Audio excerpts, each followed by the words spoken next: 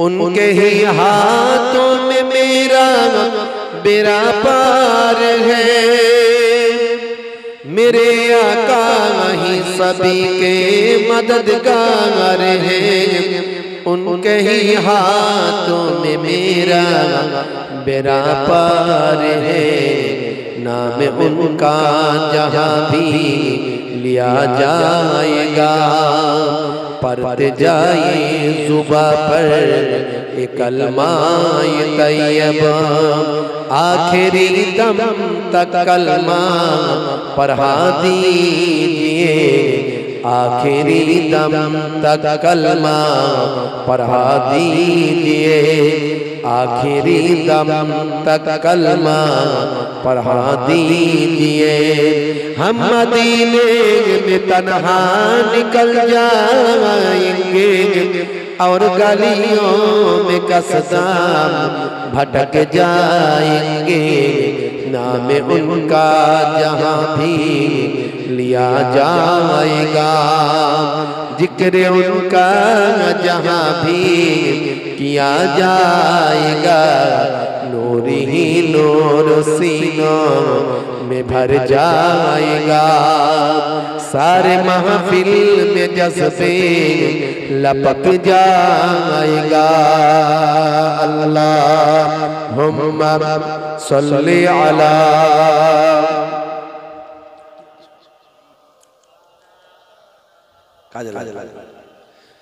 व अला आलिहि।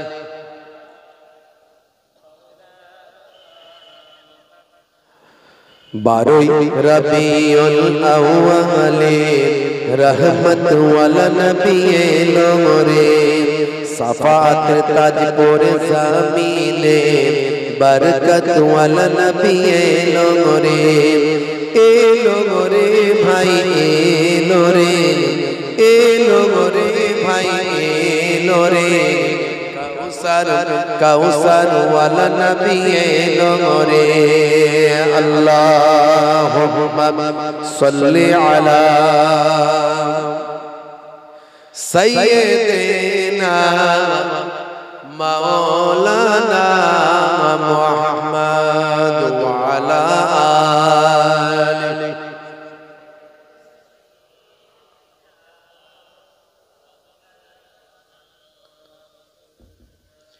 ওই কুরাইশ বংশের ভিতরে মা আমিনার রেহেমে এলে তুমি নূর জেলে আব্দুল্লাহর ওই বাগানে। জোরে হবে না, জোরে হবে না।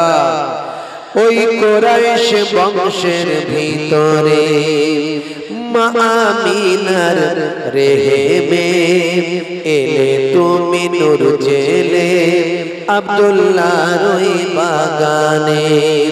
ওই বাগানের ফুলকলি, ওই বাগানের ফুলকলি ফুটল সারা ভুবনে। বারোই রবিউল আউয়ালে रहमत वाला नबी लोरे, सफात ताजपुर ज़मीने बरकत वाला नबी लोरे।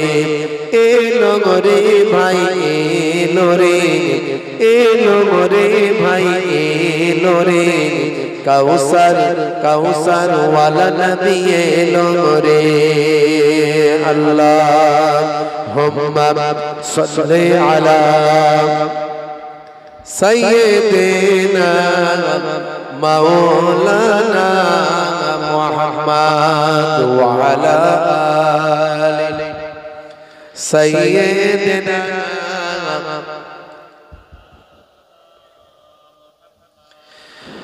ওই রাত বলে গো প্রভু দাও না আমার মাঝেতে, দিন বলে গো প্রভু দাও না আমার বুকেতে।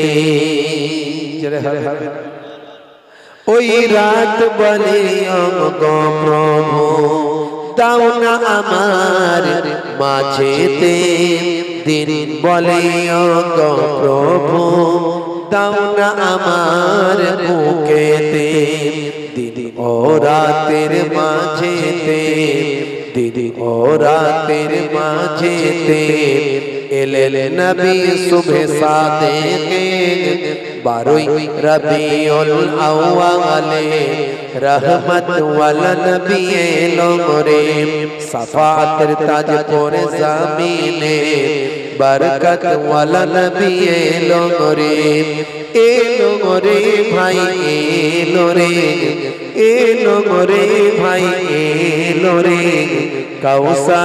কাউসার ওয়ালা নবী এলো রে আল্লাহুম্মা সাল্লি আলা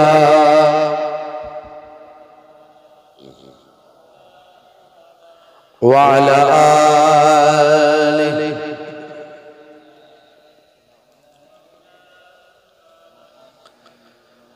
وقال الله تعالى في كلامه المجيد والفرقان الحميد لقد كان لكم في رسول الله أسوة حسنة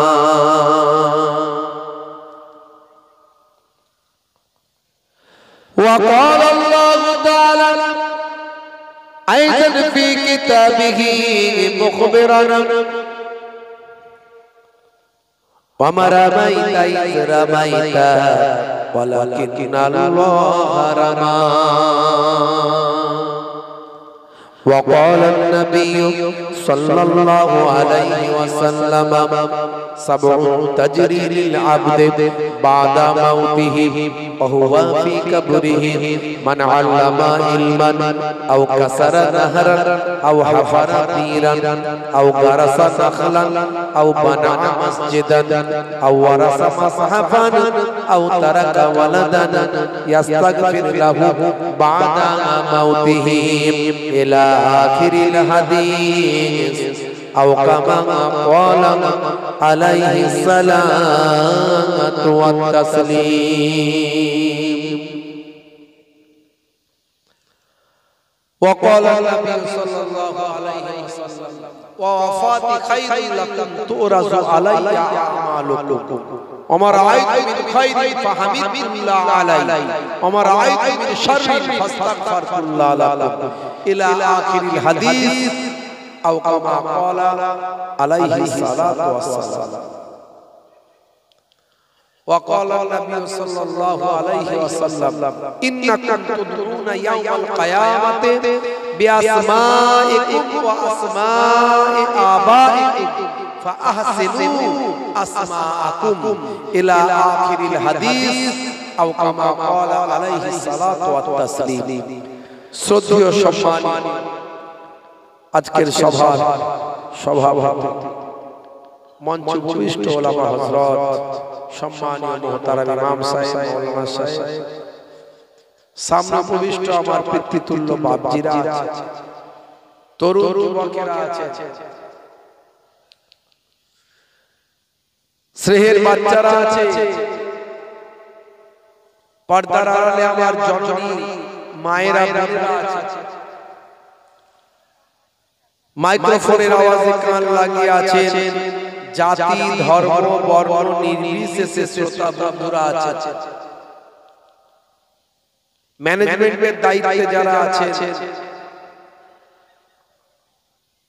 যে সমস্ত ভাইরা আজকে পাকা হাফিজটিকে সৌন্দর্যমণ্ডিত করার চেষ্টায় রত আছে যারা রান্নার দায়িত্বে আছেন আমার বাপজিরা যারা আজকের প্যান্ডেল স্টেজ মাইক্রোফোন যারা পরিচালনা করছেন আমার মিডিয়া পারসন যারা দ্বীন ইসলামের কথা মানুষের কাছে তুলে ধরছে প্রত্যেককে আমি মুহিবুল্লাহ হুসাইনি ফুরফুরা দরবার শরীফ ছোট হুজুর পীর কিবলা রাহমাতুল্লাহ আলাইহি নিয়ে ছেলে নাতি হিসাবে মায়াপুর পীরনগরী হুজুর পীর কিবলা রাহমাতুল্লাহ আলাইহি ছেলে পৌত্র হিসাবে দুই দরবারের পক্ষ থেকে দুই দরবারের মেহমান হিসাবে আমার হরিখোলা দরবার শরীফের পক্ষ থেকে আন্তরিক সালাম শুভেচ্ছা ভালোবাসা জ্ঞাপন করি। আল্লাহ পাকের রহমত সমস্ত ঈমানদারির উপর হোক, জোরে বলে আল্লাহুম্মা আমিন। আল্লাহ করে আপনারা জ্ঞানী মানুষ, বসিরহাট আল্লামা হুজুরের বাড়ির পাশের মানুষ, এই জন্য আপনাদের একটা আলাদা, যেমন ফুরফুরা শরীফের আশপাশের মানুষ ফুরফুরা শরীফের ওসিলায় তাদের সম্মান আল্লাহ বাড়িয়ে দিয়েছে। মদিনা শরীফ থেকে লোক আসে, ধরেন আমার নবী পাকের রওজা মুবারক থেকে 100 কিলোমিটার দূরে তার বাড়ি, কিন্তু সে এসে বলবে আমার কোথায় বাড়ি, বলবে আমার বাড়ি হচ্ছে মদিনা, যেহেতু মিনাল মাদিনা, আমি মদিনা শরীফ থেকে এসেছি। তা আপনি তখন বলবেন বাপরে আমার নবীর দেশের মানুষ গো, এই যে সম্মান কার জন্য? নবীর জন্য। কথা ঠিক না ভুল? হ্যাঁ হ্যাঁ ভাইরা আমার, তাই বসিরহাট এলাকার মানুষ যখন লোকে জানে, তখন আল্লামা হুজুরের কথা লোকের মনে পড়ে যায়।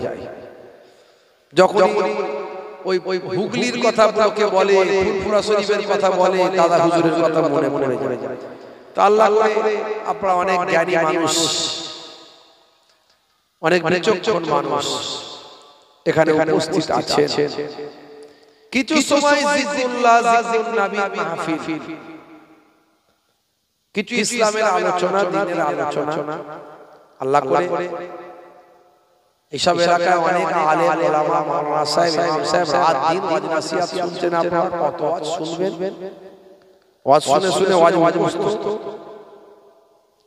তারপর তো এখন সোশ্যাল মিডিয়ার যুগ, এখন ইন্টারনেটে কোন হুজুর লাগবে বলেন, কোন হুজুরের ওয়াজ লাগবে খালি চালিয়ে দিলেই হবে। আর দেখছেন মিডিয়া প্রত্যেক দিন, বুঝতে পারছেন? আমি যেখানে যাব সব এখানে আমার কি ভালো বেসেছে, বুঝতে পারছেন? প্রত্যেকদিন 4 5টা 6টা করে নতুন নতুন ওয়াজ ছাড়ছে, আর আমার কাছে তো আল্লাহ ওহী দিয়ে পাঠিয়ে দিচ্ছে, আমি নতুন নতুন দিচ্ছি আপনাদেরকে, ওরা নিচ্ছে, ওরা ছাড়ছে। আজকে ওয়াজ নিয়ে কালকে ছেড়ে দেবে, আবার পরশুদিন নতুন ওয়াজ, বুঝতে পারছেন? ওয়াজ করা খুব সহজ, ওয়াজ আপনিও করতে পারবেন। 2-4টা ঘটনা আপনার মুখস্থ আছে, স্টেজে বসিয়ে দিলে আপনি এক ঘন্টা বলে দেবেন। একটা খাজা বাবার ঘটনা বলবেন, একটা বড় পীর সাহেবের বলবেন, একটা দাদা হুজুরের বলবেন, একটা বসিরহাট হুজুরের বলবেন, 4টা বলবেন, 2 ঘন্টা শেষ। কিন্তু যখন আপনার এই ওয়াজটা কালকে বেরি করে দেবে এরা, পরশুদিন আপনি বলতে গেলে ঘাবড়ে যাবেন, বলবেন পীর সাহেব বলে ফেলেছে, মার্কেট লোকে শুনে ফেলেছে, এবার আজ কোনটা বলবো, বুঝতে পারছেন? ওয়াজ করা খুব সহজ ভাইরা আমার, তরুণ যুবকেরা আমার, মুরব্বিয়ানেরা আমার, তাহলে ওয়াজ শোনার অভাব নাই, করার অভাব নাই, অভাব যেটা হলো সেটা মেনে চলার অভাব, মেনে চলার অভাব। নামাজও করছে, চিটিংবাজিও করছে, দাঁড়িয়েও রেখেছে, ধাপ্পাবাজিও করছে, হুজুর স্টেজে বসে বসে গাল দিচ্ছে, হুজুর স্টেজে বসে বসে গাল দিচ্ছে, কিছুদিন পরে দেখবেন স্টেজে মারপিট হচ্ছে, হবে সে সময় এসে গেছে খুব তাড়াতাড়ি, আর বেশি দিন পরে নয়, অল্প দিনের মধ্যে দেখতে পাবেন স্টেজে ঘুষি ঘাসা চলছে, আর ওরা দেখাবে, ওই মিডিয়া ম্যানরা ওরা রেডি হয়ে আছে, ওদের একটাই কাজ, কি করে ওয়াজটা ছাড়লে লোকে দেখবে, ভাইরাল হবে, যত ঘুষি ঘাসা হবে উপকার।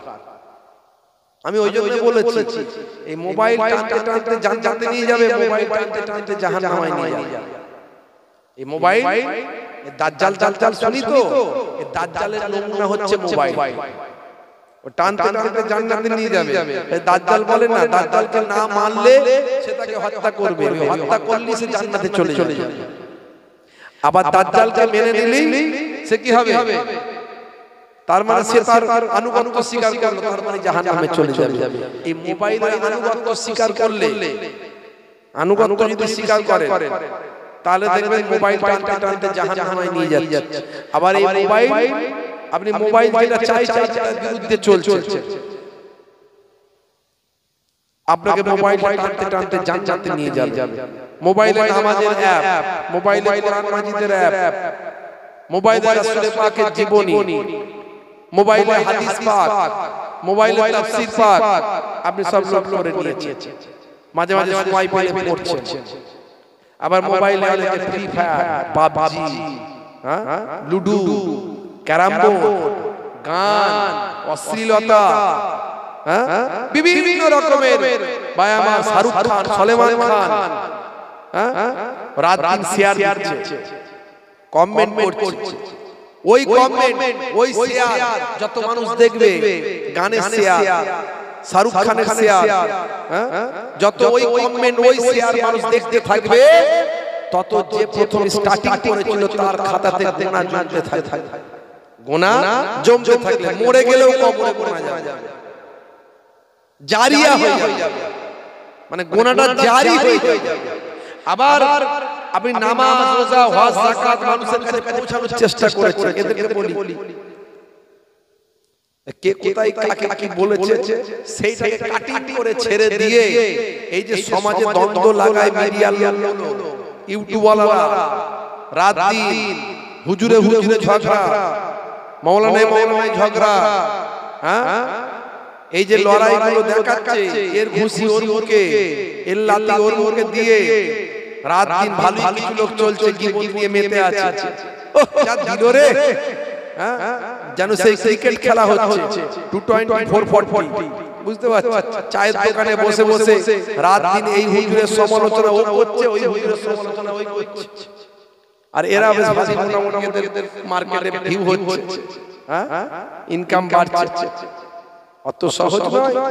আল্লাহর দরবারে সবাইকে দাঁড়াতে হবে, সবাইকে আল্লাহর দরবারে দাঁড়াতে হবে, কেউ পার পাবে না তখন। ভাইরা আমার, তরুণ যুবকেরা আমার, এই মোবাইল টানতে টানতে জান্নাতের দরজায় নিয়ে যাবে। হে তরুণ যুবকেরা, হে আমার বন্ধুরা, শুনে রেখে দিন বাবা, জেনে রেখে দেন। হে তরুণ যুবকেরা, আমার আল্লাহ কোরআন মাজিদের ভিতরে বললেন, হে দুনিয়ার মানুষ শুনে রেখে দাও, ইয়া আইয়ুহাল্লাযীনা আমানু লা তুলহিকুম আমওয়ালুকুম ওয়ালা আওলাদুকুম আন যিকরিল্লাহ ওয়া মান ইয়াফআল যালিকা ফাউলাইকা হুমুল খাসিরুন। হে দুনিয়ার মানুষ শুনে রেখে দাও, তোমরা তোমাদের সন্তান, তোমরা তোমাদের আওলাদ, তোমরা তোমাদের মালমাতা, তোমরা তোমাদের সম্পদ, তোমরা তোমাদের কাজ কারবার, ব্যবসা বাণিজ্য এগুলো পেয়ে যেন আল্লাহর ইবাদতটা যেন ভুলে না যাও। যদি আল্লাহর ইবাদত ভুলে যাও, পরবর্তী পরক্ষণে তোমরা ক্ষতিগ্রস্তদের তালিকায় তোমাদের নামটা উঠে যাবে, ক্ষতিগ্রস্ত অপরাধীদের তালিকায় তোমার নামটা উঠবে, তোমরা ক্ষতিগ্রস্তদের অন্তর্ভুক্ত হবে। দুনিয়ার মোহে পড়ে, দুনিয়ার এই সমস্ত মাল মাতা, সম্পদ, সন্তান, সন্ততি, আওলাদ, স্ত্রী, ছেলে মেয়ে, বিবি বাচ্চা পেয়ে যদি আল্লাহর ইবাদত ভুলে যাও, আল্লাহর নির্দেশকে ত্যাগ করে দাও, আল্লাহর হুকুমকে যদি ছেড়ে দাও, তোমরা ক্ষতিগ্রস্তদের অন্তর্ভুক্ত হবে। হে তরুণ যুবকেরা, হে আমার বন্ধুরা, হে আমার মুরব্বিয়ানেরা, শুনে রেখে দিন বাবা, আখিরি জামানায় ঈমান বাঁচানো বড় দায়, ঈমান বাঁচানো বড় শক্ত, ঈমান বাঁচানো বড় মুশকিল। সকালবেলা মানুষ মুমিন থাকবে, সন্ধ্যাবেলা কাফের। يصبح الرجل مؤمنا ويمسي كافرا ويمسي مؤمنا ويصبح كافرا يبيع دينه بعرض من الدنيا। মানুষ সকালবেলা মুমিন, সন্ধ্যাবেলা কাফের। ভালো করে চিন্তা করুন, কত মারাত্মক কথা আমার নবী বলেছেন, কত ভয়ঙ্কর কথা বলেছেন। এই কথাগুলো নিয়ে যদি গবেষণা করি, জীবনটা বদলে যাবে যুবক। হে যুবক, মরতে তোমাকে হবে। হে মানুষ, তোমাকে মরতে হবে। কুল্লু নাফসিন যায়কাতুল মউত, প্রত্যেক প্রাণী মাত্রই মৃত্যুর আস্বাদ গ্রহণ করবে, মৃত্যু বলে আসবে না, মৃত্যু আপনাকে আমাকে জানিয়ে আসবে না। আইনা মা তাকুনু ইউদরিকুমুল মাউত ওয়ালাউ কুনতুম ফি বুরুজিম মুশাইয়াদা, মৃত্যুর ভয়ে যেখানে পালাও, তুমি ভেলোর যাও, চেন্নাই যাও, ম্যাড্রাস যাও, তুমি যাও ভাই আমার পিজি যাও, এনআরএস যাও, হসপিটাল যেখানে যাও না কেন, লক্ষ লক্ষ টাকা খরচ করো না কেন, মওত যদি লেখা থাকে মৃত্যু সেখানে গিয়ে হাজিরা দেবে। রনে বনে জঙ্গলে যেখানে যাও, আজরাইল ফারিস্তার দেখা সেখানে পাবে।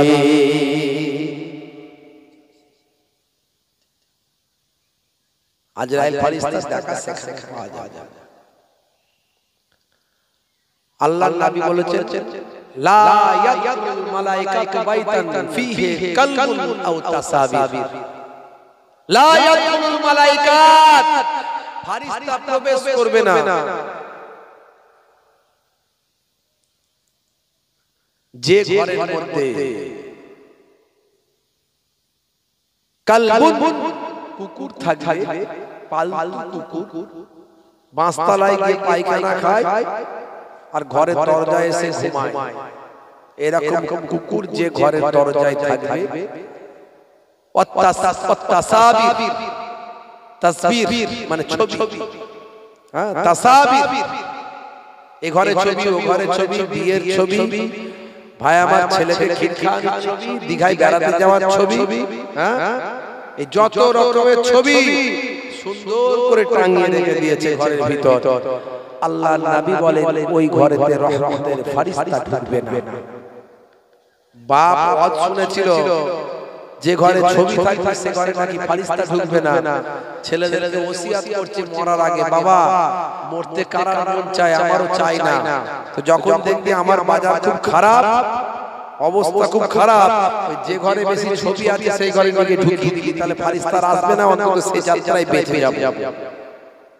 কিন্তু জানে না যে ওটা রহমতের ফারিস্তা ঢুকবে না, ওটা জান কবজের ফারিস্তা রনে বনে জঙ্গলে যেখানেই যাবে আজরাইল ফারিস্তার দেখা পাবে।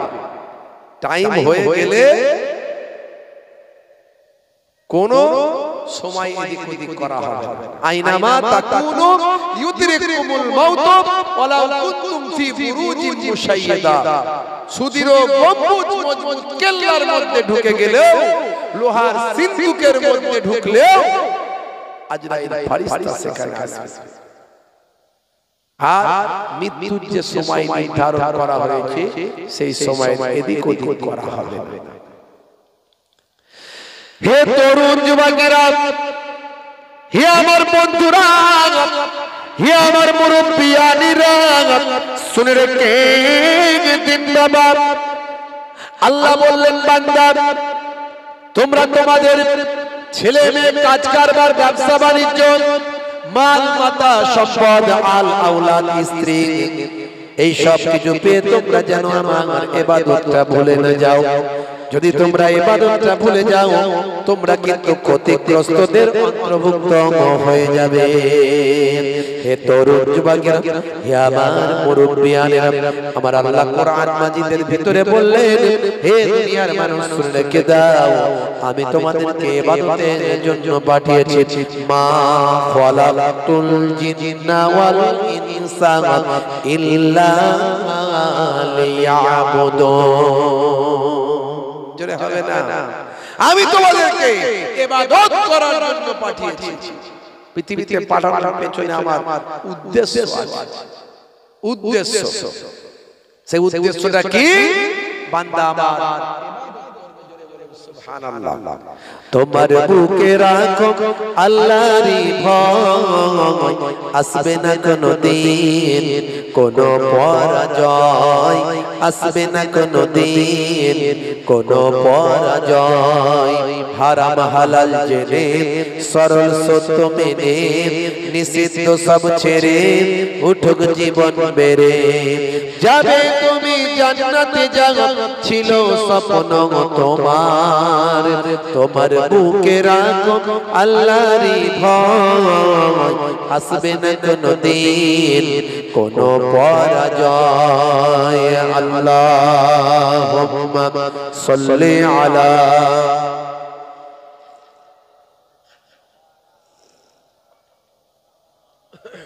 ওয়া আলা আলি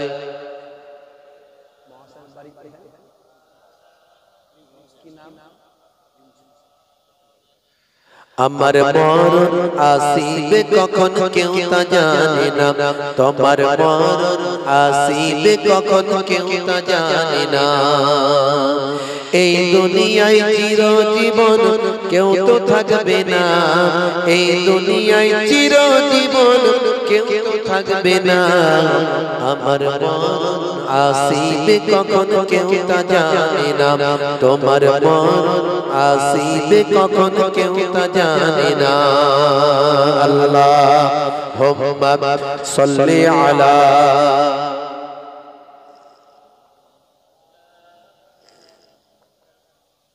ওয়া আলা আলি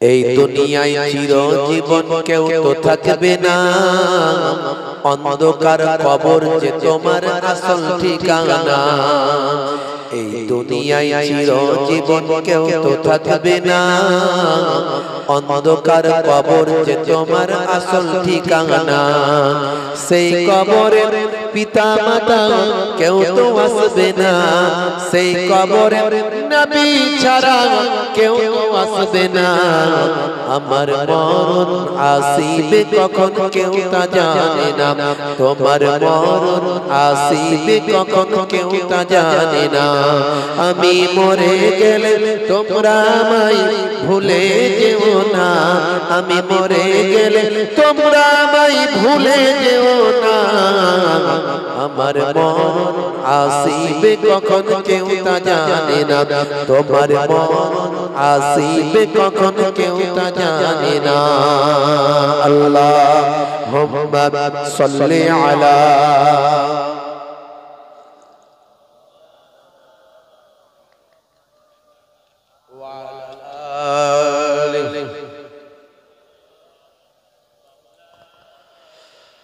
হে তরুণ যুবকেরা হে আমার বন্ধুরা হে আমার মুরব্বিয়ানিরা শুনে রেখে দিন বাবা আল্লাহ বললেন বান্দারে আমার ইবাদতের জন্যই তোদের সৃষ্টি করেছি ইবাদত ছাড়া অন্য কোনো উদ্দেশ্যে নয় আমরা ইবাদত মানে নামাজ রোজা হজ যাকাত ভাবি আসলে কিন্তু সেটা তেমন নয় অনেকে নামাজ পড়ে আবার চিটিংবাজি করে না না ইবাদতটা পরিপূর্ণ হলো না অনেকে দাড়ি রেখেছে আবার মিথ্যা কথা বলছে ধাপ্পাবাজি দিচ্ছে ইবাদতটা পরিপূর্ণ হলো না অনেকে নামাজ রোজা করে আবার ওজনে ঠকা হয় আলছেটে বাড়ায় ভাই আমার সুদ ঘুষ নেয় ভাই আমার নামাজটা ইবাদতটা পরিপূর্ণ হলো না হে তরুণ যুবকেরা হে আমার মুরব্বিয়ানেরা শুনে রেখে দিন বাবা ইবাদত মানে একদিকে যেমন নামাজ রোজা হজ যাকাত আর একদিকে তেমন কিভাবে খাবেন কিভাবে শোবেন কিভাবে হাঁটবেন কিভাবে চলবেন কিভাবে কথা বলবেন কিভাবে ব্যবহার করবেন কিভাবে স্ত্রীর সঙ্গে সম্পর্ক বজায় রাখবেন স্ত্রীর সঙ্গে প্রেমালাপ করবেন পিতামাতার দেখাশোনা করবেন ছোটদের স্নেহ করবেন বড়দের সম্মান করবেন ব্যবসা করবেন কারবার করবেন হেঁটে চলবেন মানুষের সঙ্গে ব্যবহার করবেন হে তরুণ যুবকেরা এগুলো কেমন হবে সব যদি আমার নবীর দেখানো পথে হয় সব যদি নবীর সুন্নতের পথে হয় সবটাই আপনার আমার জন্য হবে ইবাদত সবটাই হবে ইবাদত রাস্তায় বেরিয়েছে একটা মুসলমান আর এক মুসলমানকে আপনি বুঝতে পারলেন আপনারা চাচা ভাই ভাই ফুফুতো ভাই ভাই এখন তো আমরা সালামকে নিজেদের জন্য ব্যবহার করছি সালামকে আমরা নিজেদের জন্য ব্যবহার করছি নিজেদের স্বার্থের জন্য ব্যবহার করছি ও আমার চাচা ভাই ও আমার ফুফুতো ভাই তাই আমরা সালাম দিই আসসালামু আলাইকুম ফুফুতো ভাই কেমন আছো কিন্তু ও চিনি না আমি একজন মুসলমান যাচ্ছে, দাঁড়িয়ে আছে, টুপি আছে, চিনি না, ও আমার সালাম দেওয়ার দরকার নাই। সালাম দেওয়া হলো সুন্নাত, জবাব দেওয়া হলো ওয়াজিব। আল্লাহর নবী বলেন আসসালামু কাবলাল কালাম, কথা বলার আগে দাও তুমি সালাম। হে তরুণ যুবকেরা, আল্লাহর নবী বলেন আখিরি জামানায় একটা সময় আসবে বাবা, যে সময় চারিদিকে ফিতনা ফাসাদ অশান্তি শুরু হবে। হচ্ছে না হয়নি? একটু বলুন, ভেবে চিন্তে বলুন, হচ্ছে না হয়নি? সারা পৃথিবীর দিকে আপনি দেখুন, সব জায়গায় অশান্তি হচ্ছে। আমার আপনার এই দেশের দিকে দেখুন, সব জায়গায় অশান্তি হচ্ছে। হে তরুণ যুবকেরা, হে আমার বন্ধুরা, আল্লাহর নবী বলেন মান তামাসসাকা বিসুন্নতি ইনদা ফাসাদে উম্মতি ফালাহু আজরু মিয়াতা শাহিদ। ওই সময় যদি যখন চারিদিকে ফাসাদ শুরু হবে আমার উম্মতের মধ্যে, আমি রাসূলের একটা সুন্নতকে যদি আমার উম্মতি ভালো করে আঁকড়ে ধরে, অনুসরণ করে, অনুকরণ করে, আল্লাহর নবী বলেন শুনে রেখে দাও, ওই একটা সুন্নতকে ভালো করে মেনে চলার জন্য আমি নবী বলি 100টা শহীদের সওয়াব আমার উম্মতের নামাজ আমলে আল্লাহ দান করে দেবে। 100টা শহীদের সওয়াব। দয়ার নবী বলছেন, শহীদ কাকে বলে? এখন তো মরে গেলেই লোকে বলে শহীদ হয়ে গেছে, কত সহজ শহীদ হওয়া নাকি? মরে গেলেই শহীদ। আল কাতিল ওয়াল মাকতুল হুমা ফিন্নার। আল্লাহর নবী বলছেন যে মারলো আর যে মরলো দুজনই জাহান্নামে। সাহাবীরা জিজ্ঞাসা করছে, হুজুর যে মারলো সে না হলে জাহান্নামী, যে মরলো হুজুর সে কেন জাহান্নামী? আল্লাহর নবী বলছেন দেখো, ও মারতে চেয়েছিল কিন্তু মারতে না পেরে নিজে মরে গেছে। এ ওকে মারতে চেয়েছে, ওকে মারতে চেয়েছে, তার মধ্যে এ বেটা ওকে মারতে না পেরে নিজে মরে গেছে। এই যে এর প্রবল ওকে মারার ইচ্ছা ছিল, এর জন্য এ নিজেও জাহান্নামী হয়ে গেল। তাহলে শহীদ হওয়া যায় তাই ব্যাপার নয়। দলবাজি করতে গিয়ে মরে গেছে, তাকে বলছে শহীদ অমর রহে, তুমি এগিয়ে চলো, আমরা তোমার পেছনে আছি। বুঝতে পারছো? কত সহজ। শহীদ বললি শহীদ হয়ে গেল। শহীদ একেবারে নিছক আল্লাহর সন্তুষ্টির জন্য যে বান্দার জীবন উৎসর্গ করে সেই হলো শহীদ। শহীদের লাশ মরে না, পচে না, গলে না, নষ্ট হয় না। ওয়ালা তাকুলু লিমান ইউকতালু ফি সাবিলিল্লাহি আমওয়াত বাল আহইয়া ওয়ালাকিন লা তাশউরুন। যারা আল্লাহর জন্য নিজেদের জীবনকে উৎসর্গ করে তাদের তোমরা মৃত বলো না, শহীদরা মারা গেছে বলো না, বরং তারা জীবিত। কেমন করে জীবিত তা তোমরা জানো না। সেটা কোন শহীদ? যারা আল্লাহর জন্য, আল্লাহর দ্বীনের জন্য, কোরআনের জন্য, ইসলামের জন্য যারা শহীদ হয়েছে। ফিলিস্তিনের জমিনে দেখো, এরা হচ্ছে শহীদ, যারা বাইতুল মুকাদ্দাসের জন্য লড়াই করছে। অত সহজ নয়। যারা নিজেদের জীবনকে উৎসর্গ করছে, জানে মারা যাব, তারপরেও তারা পিছিয়ে আসা তাদের কোনো জায়গায় নাই।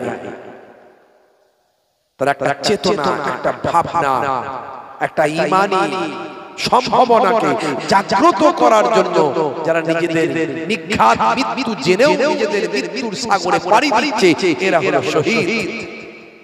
জি হ্যাঁ, হাজার হাজার মানুষ শহীদ হয়ে গেল। হে তরুণ যুবকেরা, হে আমার বন্ধুরা, হে আমার মুরব্বিয়ানিরা, শুনে রেখে দিন বাবা। তাহলে ইবাদত মানে শুধু নামাজ, রোজা, হজ, যাকাত নয়, ওগুলো তো ইবাদত। তার সঙ্গে সঙ্গে হে তরুণ যুবকেরা, ব্যবসাটা আপনি কেমন করবেন, আপনি কেমন ভাবে ব্যবসা করবেন, ব্যবসাটার মধ্যে আপনি ঠকাবেন না, ব্যবসায় আপনি ওজনে কমাবেন না, আপনি ভেজাল মাল দেবেন না, মিথ্যার আশ্রয় নেবেন না। এই ব্যবসা যদি আপনি করতে পারেন, এই ব্যবসাটা হলো নবীর তরিকা অনুযায়ী ব্যবসা। আল্লাহর নবী বলেন মিফতাহুদ দাওলাতি ফাওয়াত তিজারা, ধনের চাবিকাঠি হলো হালাল ব্যবসা। যে হালাল ব্যবসা করলো সে আর আমি নবী জান্নাতে পাশাপাশি থাকব। ধনের চাবিকাঠি হলো হালাল, ওজনে ঠকাবেন না, মিথ্যার আশ্রয় নেবেন না, ভেজাল মাল দেবেন না, মানুষকে মিথ্যার আশ্রয় নিয়ে মানুষকে আপনি ঠকিয়ে দেবেন না। ব্যবসাটা হালাল পথে করুন। হুজুর ব্যবসা করলে একটু মিথ্যা কথা না বললে কি আর ব্যবসা চলে? একটু মিথ্যা কথা না বললে কি আর ব্যবসা হয়? হ্যাঁ হুজুর আপনি কি পেয়েছেন? নবীর যুগ নাকি এখন? এখন সব আখিরি জামানার সব মোদির যুগ, এখন নবীর যুগ নয়, এখন মোদিজির যুগ।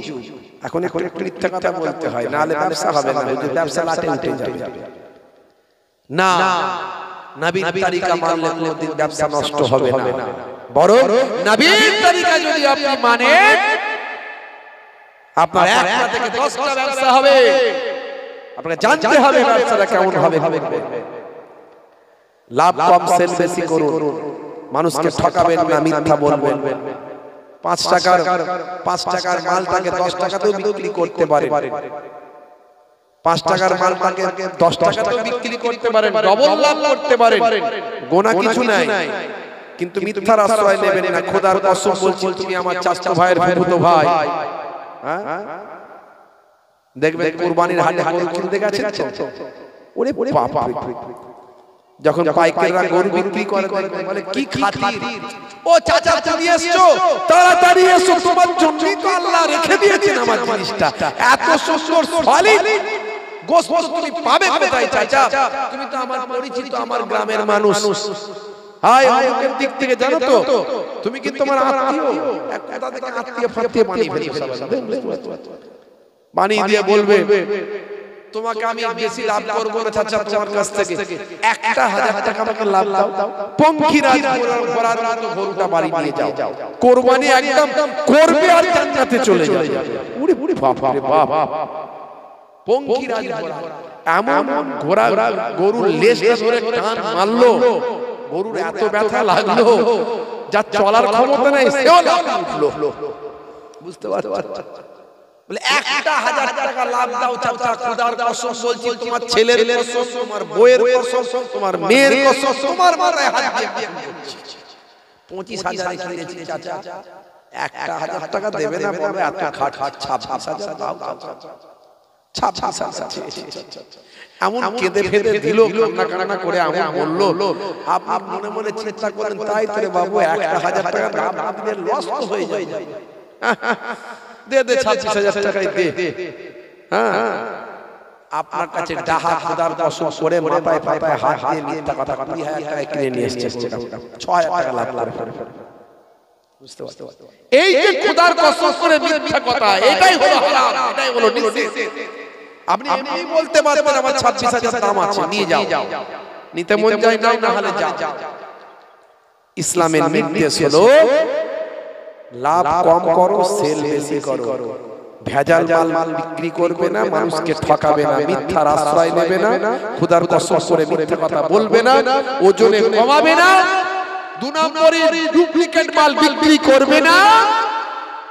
আল্লাহর রহমত তোমার উপরে হবে, খদ্দের ভালোবাসা তোমার উপর তৈরি হবে, মানুষের বিশ্বাস তুমি অর্জন করবে। দেখবে তোমার একটা ব্যবসা থেকে 10টা ব্যবসা আল্লাহ করে দেবে। এই যে ব্যবসাতেও আপনি নবীর তরিকা মানছেন, এটা হলো ইবাদত। জোরে বলে সুবহানাল্লাহ। তাহলে ব্যবসাও করবেন, সুন্নতের সওয়াব পাবেন।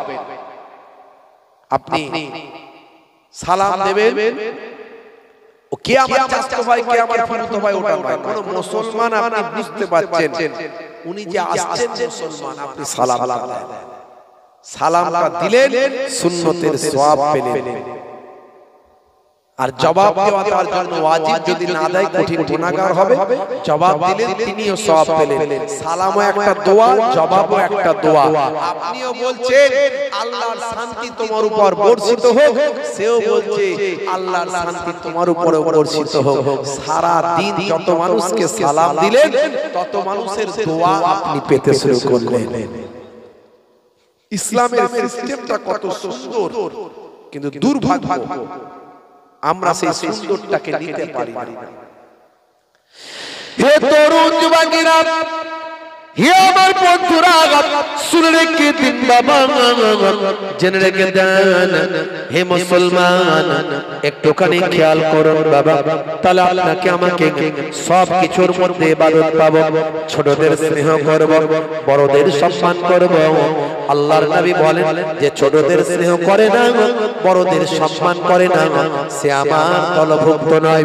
হে তরুণ যুবকেরা, ছোটদের স্নেহ করবেন, সওয়াব পাবেন। বড়দের সম্মান করবেন, সওয়াব পাবেন। কোন এতিম বাচ্চা যদি আপনি পান, এতিম বাচ্চার মাথায় একটু হাতটা বুলিয়ে দেবেন। এতিম বাচ্চার মাথায় হাত বোলালেন, যতগুলো চুল আপনার হাতের তালুতে লাগবে ততগুলো সওয়াব আমার আল্লাহ আপনার নামাজ আমলে দান করে দেবে। বন্ধুরা আমার, তরুণ যুবকেরা আমার, হে আমার বন্ধুরা, হে আমার মুরব্বিয়ানেরা, বাড়িতে পিতা মাতা আপনার আছেন, সেই পিতা মাতার প্রতি আপনার শ্রদ্ধা রাখবেন। পিতা মাতা আপনার ভালো হোক মন্দ হোক যাই হোক, আপনার পিতা আপনার মাতা, আপনার আব্বা আপনার মা, তিনি যদি কোনো অন্যায় করেন তার বিচার তিনি পাবেন। কিন্তু আপনি যদি পিতা মাতার সঙ্গে খারাপ আচরণ করেন শাস্তি আপনার হবে। তাই আপনার পিতা আপনার মাতার প্রতি আপনার শ্রদ্ধা রাখবেন। যদি আপনার পিতা মাতা অন্যায় পথে ধাবিত হন, তাদেরকে সঠিক উপদেশের মাধ্যমে হেদায়েতের দাওয়াত দিবেন, যোগ্য আলেম ওলামাদের মাধ্যমে তাকে দাওয়াত দিবেন। হে তরুণ যুবকেরা, পিতামাতার চেহারার দিকে যদি কোনো সন্তান নেক চিন্তা ভাবনা নিয়ে শ্রদ্ধার নজরে যদি একবার তাকায়, পিতামাতার চেহারার দিকে যদি কোনো সন্তান শ্রদ্ধার নজরে একবার তাকায়, শ্রদ্ধার নজরে তাকানোর কারণে আমার আল্লাহ তাআলা ওই সন্তান সন্ততির নামাজ আমলে এক একটা কবুল করা নফল হজের সওয়াব দেবে। জোরে হবে না? ফিকুল্লে নাজারাত, প্রত্যেকটা দৃষ্টির বিনিময়ে এক একটা কবুল করা নফল হজের সওয়াব। সাহাবী জিজ্ঞাসা করলেন, হুজুর, যদি কোনো সন্তান তার পিতার দিকে 100 বার তাকায়, একবার পরে মাথাটা নিচু করলো আর পিতার দিকে তাকিয়ে মনে মনে করলো, আহারে এটা আমার আব্বা জান, এটা আমার আম্মা জান, এভাবে 100 বার যদি তাকায়, আল্লাহর নবী বললেন আমার রব্বুল আলামিনের দরবারে নেকির কোনো কমি নেই। 100টা কবুল করা নফল হজের সওয়াব আল্লাহ ওই সন্তানের নামাজ আমলে দান করে দেবে। দুনিয়ার পিতামাতার ইহসান করার নির্দেশ আল্লাহ কোরআন মাজিদে দিয়েছেন, ওয়াসাইনাল ইনসানা বিওয়ালিদাইহি ইহসানা, হামালাতুহু উম্মুহু কুরহা ওয়া ওয়াদাআতুহু কুরহা ওয়া হাফলুহু ওয়া ফিসালুহু 30 শাহরা। হে দুনিয়ার সন্তান সন্ততি, তোমাদের আমি নির্দেশ দিয়েছি তোমরা তোমাদের পিতামাতার ইহসান করো, কেননা তোমাদের মা কত কষ্ট করে তোমাদের গর্ভে ধারণ করেছে, তোমাদের দুগ্ধ পান করিয়েছে। এই দুগ্ধ পান করাতে, গর্ভে ধারণ করতে 30টা মাস সময় লেগে গেছে। তোমাদের পিতামাতার কষ্ট দিও না। হুমা জান্নাতুকা ওয়া নারুকা, তোমাদের বাপ মা হলো জান্নাত, তোমাদের বাপ মা হলো জাহান্নাম। জোরে বলে সুবহানাল্লাহ। হে তরুণ যুবকেরা, হে আমার বন্ধুরা, এই ঘটনা আপনাদের জানা আছে। হযরতে আবু হুরায়রা রাদিয়াল্লাহু তাআলা আনহু, যার থেকে হাদিস বেশি রওয়ায়াত হয়েছে, সবচেয়ে বেশি হাদিস যার থেকে এসেছে, হে তরুণ যুবকেরা, আল্লাহর নবীর সাহাবায়ে কেরামদের ভিতরে যে সাহাবীর হাদিস সবচেয়ে বেশি রওয়ায়াত করেছেন তিনি হলেন হযরতে আবু হুরায়রা রাদিয়াল্লাহু তাআলা আনহু। একজন বুজুর্গ বান্দা ছিলেন, একজন মাহবুব বান্দা ছিলেন, আল্লাহর নেক বান্দা ছিলেন, আল্লাহর নবীর একজন উপযুক্ত সাহাবী ছিলেন। দাদা, যে সাহাবীদের দরজা আল্লাহর নবী বলেছেন আসহাবিকান নাজুম, আমার আকাশেরা, আমার সাহাবীরা হলেন আকাশের নক্ষত্রের ন্যায়। বেআইয়িহি ইক্তাদাইতুম ইহতাদাইতুম, তোমরা যদি কোন একজন সাহাবীকে ইক্তেদা করো তোমরা হেদায়েত প্রাপ্ত হয়ে যাবে। হে তরুণ যুবকেরা, সেই সাহাবী হযরতে আবু হুরায়রা রাদিয়াল্লাহু তাআলা আনহু, যিনি বিড়াল বড্ড ভালোবাসতেন। বিড়াল, ভাই আমার তরুণ যুবকেরা আমার, হে মুরব্বিয়ানেরা, কিত্তুন মানে বিড়াল, হিররাতুন মানে বিড়াল, হে জওয়ান যুবকেরা আমার, সেখান থেকে আবু হুরায়রা মানে বিড়ালের বাপ বলা হতো। হযরতে আবু হুরায়রা তিনি বলেন বিড়াল ভালোবাসতেন, বিড়াল পছন্দ করতেন, বিড়াল নিয়ে ঘুরে বেড়াতেন। ভাই আমার একটা বিড়াল তার বড় পোষা ছিল। আল্লাহর নবী বললেন তুমি তো বিল্লির বাপ, এই থেকেই তার লাকাব হয়ে গেল আবু হুরায়রা। হে তরুণ যুবকেরা, সেই সাহাবী বাবা আল্লাহর নবীর সাহাবী, তিনি ঈমান কবুল করেছেন কিন্তু তার মা তখনও ঈমানদার হন না। বন্ধুরা আমার, তরুণ যুবকেরা আল্লাহর নবীর কাছে চলে যান হযরতে আবু হুরায়রা, কিন্তু মা সেটা পছন্দ করেন না। মা নারাজ হন, মা কটু কথা বলেন, খারাপ কথা বলেন, এমনকি মাঝে মাঝে সন্তানের উপর আঘাত পর্যন্ত করে দেন। এই রকম পরিস্থিতি, হে তরুণ যুবকেরা, একদিন হযরতে আবু হুরায়রা রাদিয়াল্লাহু তাআলা আনহু বড় মনটা খারাপ, কাঁদো কাঁদো ভাব, সাহাবী আল্লাহর নবীর সামনে এসে বলেন ইয়া রাসূলুল্লাহ, হাবিবাল্লাহ, আমি বড় কষ্টের মধ্যে আছি। আমার মা মুসলিম, আমার মা ইসলাম বিরোধী, আমার মা আপনার দুশমন, আমার দুশমন, আমার মা আমার উপর বড় নারাজ। আমি আপনার কাছে আসি, আপনার প্রতি আমার দ্বীন, আপনার উপর আমার ঈমান, আপনার কদমে আমার জান কুরবান, কিন্তু আমার মা বড় নারাজ। ইয়া রাসূলুল্লাহ, হাবিবাল্লাহ, আপনি একটু আমার আম্মা জানের জন্য দোয়া চান, যেন আমার আম্মা জান হেদায়েত হয়ে যায়। আল্লাহর নবী, হে তরুণ যুবকেরা, হে আমার মুরব্বিয়ানেরা, শুনে রেখেন বাবা, আল্লাহর নবী দোয়া চাইলেন, আল্লাহুম্মা ইহদি উম্মা আবি হুরায়রা। হে তরুণ যুবকেরা, আল্লাহর নবী দোয়া করলেন, আমার আল্লাহ আপনি আবি হুরায়রার মাকে হেদায়েত করে দেন। এমন দোয়া করার সঙ্গে সঙ্গে হযরতে আবু হুরায়রা ছুটতে শুরু করলেন। আবু হুরায়রা রাদিয়াল্লাহু তাআলা ছুটতে শুরু করলেন। শান্তশিষ্ট মানুষ, সহজ সরল মানুষ, সহজ সরল সাহাবী তিনি বড় শান্তশিষ্ট মানুষ ছিলেন, তিনি কখনো ছুটে যান না। কিন্তু অন্যান্য সাহাবীরা ছুটে যেতে অবাক হয়ে গেলেন। হে তরুণ যুবকেরা, অন্যান্য সাহাবীরা বলেন আবু হুরায়রা ছোট কেন, ছোট কেন? বলে এখন আমার কথা বলার সময় নাই, ছুটতে শুরু করলেন। হে তরুণ যুবকেরা, নিজের দরজার সামনে গিয়ে হাজির হলেন। দরজার সামনে হাজির হওয়ার পরে দরজা যখন আওয়াজ করে, দেখেন ভিতরে গোসলখানার ভিতরে পানি পড়ছে। তিনি বুঝতে পারলেন আম্মা জান গোসলখানায় আছেন। সেই সময় আম্মা জান বললেন, বাবা আবু হুরায়রা একটু অপেক্ষা করো, একটু অপেক্ষা করো, আমি গোসল করে পাক পবিত্র হচ্ছি, আমি তোমার নবীর নামে কালেমা পড়তে চাই। হে তরুণ যুবকেরা, হে আমার বন্ধুরা, আল্লাহর নবীর দোয়া হযরতে আবু হুরায়রার মায়ের উপর কবুল হয়েছে। হযরতে আবু হুরায়রার আম্মা জান সঙ্গে সঙ্গে পাক পবিত্র হওয়ার পরে তিনি ঈমান কবুল করলেন। হযরত আবু হুরায়রা যখন বাইরে বের হলেন, সাহাবায়ে কেরামেরা জিজ্ঞাসা করলেন, হে সাহাবী, হে আবু হুরায়রা, তুমি ছুটছিলে কেন? তোমাকে তো কোনোদিন ছুটতে দেখি না। হযরত আবু হুরায়রা বললেন, শুনে রেখে দেন নবীর সাহাবীরা, আমার আম্মা জান আমার উপর বড় নারাজ ছিলেন। আমি নবীর সাহাবী, আমি ঈমান কবুল করেছি, আল্লাহ মানি। আমার আম্মা জান মানতেন না, আমার আম্মা জান নবী মানতেন না, আল্লাহ মানতেন না, বড় নারাজ ছিলেন, বড় আমার উপর অকথ্য ভাষা প্রয়োগ করতেন।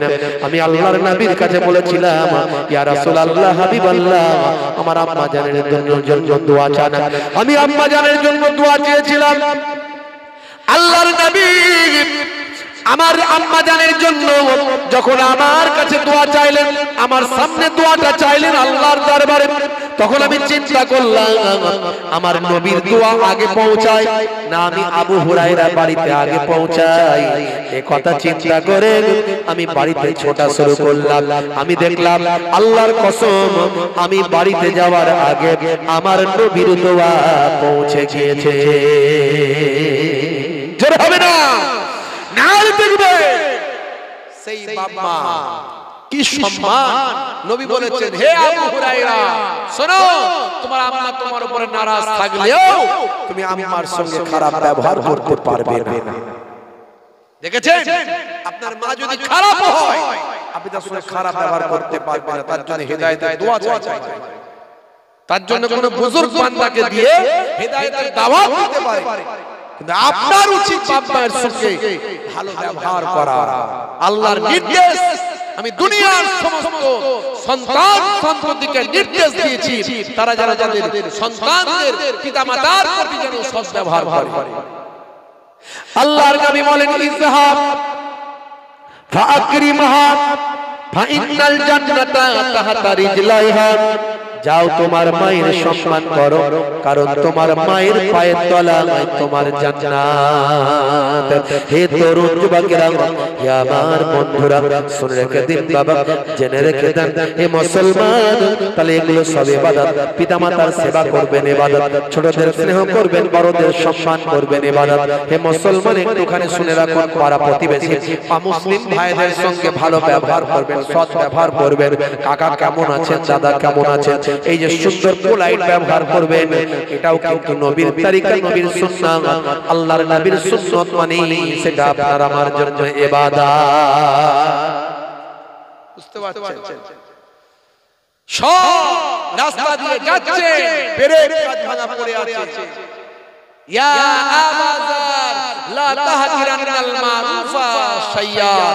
হে আবুজার, তোমার জীবনে, তোমার জিন্দেগিতে এমন ছোট ছোট নেক কাজ, ভালো কাজ আছে যেগুলো তোমার ছোট মনে হয়, ক্ষুদ্র মনে হয়, সেগুলো ক্ষুদ্র ছোট মনে করো না। ওই ছোট ভালো কাজগুলোর জন্য তোমার জীবনে রহমতের দরিয়া বর্ষণ হয়ে যাবে। জোরে বলে সুবহানাল্লাহ। আপনার চোখে পড়েছে, আপনি সরিয়ে দেন, সাইড করে দেন। আপনার চোখে পড়েছে, আপনি সরিয়ে দেন। একটুখানি সামনের দিকে যদি এগিয়ে আসেন, তাহলে কিছু মানুষকে বসতে দিতে পারবেন। আর দিনের কাজে যদি বসতে দেন, তাহলে সওয়াবের হকদার হবেন। জি হ্যাঁ, সওয়াবের হকদার হবেন। একটুখানি